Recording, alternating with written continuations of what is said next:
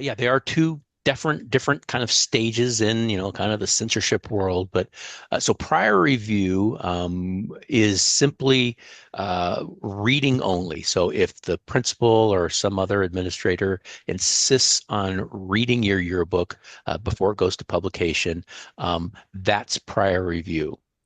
Prior restraint is the next step. So once they've read it, once they've engaged in prior review, uh, if they insist on you're actually changing something, taking something out, censoring something, prior restraint is actual censorship. So prior review is reading only, prior restraint is censorship. And yeah, we obviously don't want the censorship, but we also don't want, an administrator that really has no journalism experience whatsoever. It's not We've always felt, we don't have, the city council or the mayor read the city paper before it goes to press. We don't want government officials interfering at that level. I think same thing holds true with yearbooks. And so, if pretty much every journalism education group in the country has come out and said, prior review is just a bad practice. It's a bad way to teach journalism to young folks. And yeah, I mean, there are, at least at the high school level right now, uh, prior review is at least legally permissible. Again, it's frowned upon practice.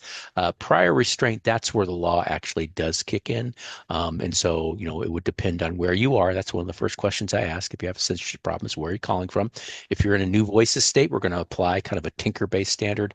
If you're not in a new voices state, we're either going to look at your individual school district policy to see what protections you might have, or we're going to probably apply Hazelwood. So yeah, those are the two kind of big differences there. Quick tangent, Mike. If you described Hazelwood earlier. If we didn't have Hazelwood, would we be talking about prior review, prior restraint? I mean, is that the direct connection is like right there?